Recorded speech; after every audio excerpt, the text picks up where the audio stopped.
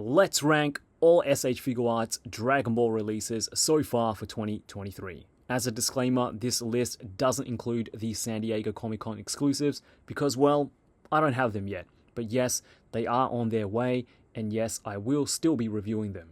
Porunga doesn't count since his first official release date was in December of 2022, even though I know a lot of you got him in January this year. I'm also not including straight up re-releases like Super Saiyan Blue Goku from the superhero Broly movie, but I will include store exclusives like the Kid Goku because it is technically a retool with updated faces and head. Obviously, this is my list, so it might be a little bit biased towards certain characters I like more than others, but overall, this ranking will be based on the figures themselves and what they offer to the line. You know, the usual sculpt, accessories, articulation, fun factor, overall execution. Alright, let's kick things off with number 12, the bottom of the barrel, and I mean that in the best way possible because this has been an outstanding year of releases, and when you're up against the likes of Second Form Frieza and Beast Gohan, I'd be more than happy to be number 12 in this group of heavy hitters. Honestly, the only thing letting this figure down for me personally was the oversized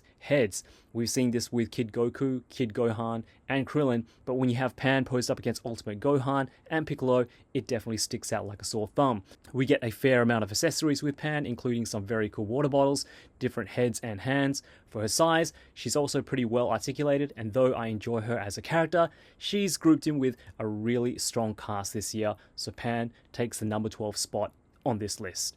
I never got around to reviewing this, so I guess this is where you're going to hear me talk about Goku's accessory pack, which I guess technically isn't the first time for Tamashii. We got the Harahachi dining set, I think last year or 2 years ago, who I think for everyone who picked up the set really made good use of it. Well, better use of it than me anyway. I still see a lot of great photos with the set on Instagram, and the same can be said with Goku's action accessory pack as well. It's something I think a lot of us collectors have been wanting for quite some time now, and for people who love to pose their figures around or give their displays a bit more visual interest, this is a fun little set. We even get Goku's iconic wind-swept hair. Finally, better late than never, but I think that was the main draw for me. Sure, it's now for an older Goku figure, which I'm sure we will get an update sooner than later with an updated 3.0 engineering, but still, it's nice to get some accessories for older figures to kind of rekindle that appreciation. Not me though, I hate saying Raised on Earth Goku, piece of shit figure. I'm just playing with you guys. But here's to more accessory packs for Piccolo, Vegeta, maybe even more villains. I'm all for it. New lick of paint, updated printing for the faceplates to match the current style in the line, fixed problem with his chunky hips, what's not to like about this release, and did I mention the $30 price tag? Sure, this isn't the most exciting release amongst the group, but it's probably one of the most well executed. I have absolutely no qualms with this release, and the quality is as good, if not better than the original, which up until this re-release went for crazy amounts of money.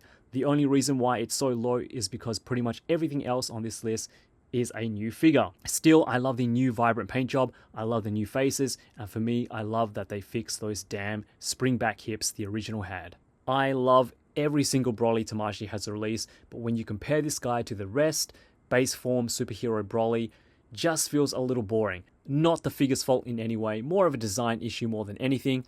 Saiyans really do look their best in armor. Still, this is a solid release and one that's a lot more fun if you have the other versions of Super Broly.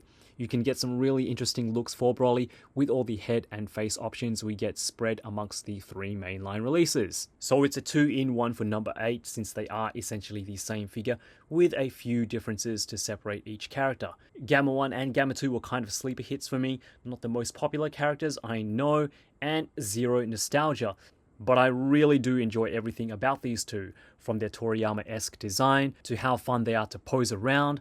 Both come with a ton of accessories, respectively, and some of the best accessories for Ultimate Gohan. Definitely 2 of the best bang-for-buck releases this year, given that you want the actual characters, and the Gohan accessories are just bonuses. For this release, it's the new animated faces and head sculpt that made all the difference for me. Not the easiest release to get a hold of, but definitely one worth picking up, even if you have the original, especially at the $30 to $35 price point, which is its intended retail price. This release made me appreciate the original, and I had a ton of fun posing and taking photos of the figure. If you're going to re-release a figure, this is how it should be done, minus the exclusivity. One of my favorite figures of all time gets a facelift, and despite Tamashii announcing a new 3.0 Legendary Super Saiyan Goku for this November, Warrior Awakening Goku for me will still remain one of the best releases in the S.H.Figuarts Dragon Ball line. What Tamashii have done here with the new paint job and updated faceplate prints gives it a more modern feel, despite the original mold being about 8 years old. This is still one of the best sculpted figures around, and the new, more vibrant paint job highlights all those details even more than before. Throw in a power-up aura effect and you've got yourself a pretty solid exclusive. It's even worth picking up, I think, if you have the original, and even more so if it's your first time. I really wanted to put this one at my number 1 spot on this list, but it just wouldn't be fair to the other remaining 4 figures that follow, which are pretty much perfect releases in my opinion. Still, bad QC is still bad QC, and it's enough to ruin the whole experience no matter how amazing the actual figure is. QC wasn't as bad as I've seen with others, but loose hips and a left arm that kept falling off every time I tried to pose it were reasons enough to drop Trunks well below what it actually should have been. Still, this is a gorgeous update to the original figure and is everything I would have hoped for and more if it wasn't for those darn QC issues. I'm patiently waiting for Tamashii to re-release this figure next year with all the issues fixed, but until then, Trunks will remain a figure that fell ever so short from being perfection. So you're either going to love or hate the new setup with the 3.0 engineering and soft plastic gi. I don't think I've seen many people say that they were just fine with it, but personally, I like it. And it's not to say that it's perfect, but as is, I'm a fan of this new mix of materials with the 3.0 articulation. I am always open for improvements in the future though, and in saying that, Orange Piccolo, other than the limited ab crunch and shoulder articulation, which is more the sculpt than the engineering, is a pretty darn good figure. Top 5 good, obviously.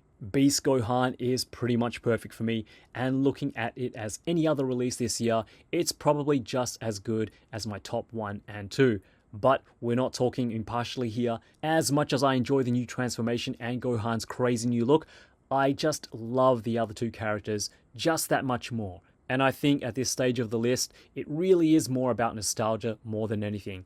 That being said, Beast Gohan has it all. Spot on sculpt, decent enough articulation, and engineering that's heading in the right direction. Couple that with beautiful accessories and excellent build quality, this had to be right up there. Number 1 and number 2 spot was a pretty tough decision, and it'll probably change from day to day depending on how I feel at the time. In my eyes, the last 2 are equal, but for the purpose of this video, the number 2 spot goes to second form Frieza. I can't find a single thing I dislike about this figure, a couple more accessories maybe, but as is, this guy is more or less perfect. Again, the same stuff you look for in a top-notch release. Sculpt, engineering, articulation, accessories, fun factor, it's all there. And it's freaking second form Frieza, my personal favorite form. I've wanted a TURLES in figure form for the longest time, and Tamashii did not disappoint.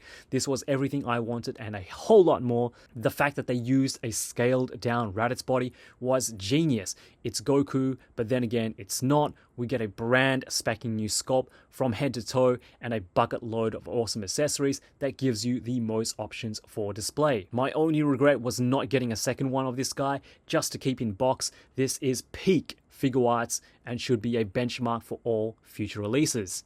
And that's it guys, my ranking for all SH.Figuarts Dragon Ball releases so far. I guess this was just my way of covering some figures and sets that I didn't get a chance to review, like the Tamashii World Tour Awakening Goku and the Goku Accessory Pack. We still have a hell of a year to go with some heavy hitting releases like Third Form Frieza, Metal Cooler, and the new 3.0 Legendary Super Saiyan Goku. Just so much to look forward to. This was my personal list, but I'd love to hear what your top 5 or 10 are so far.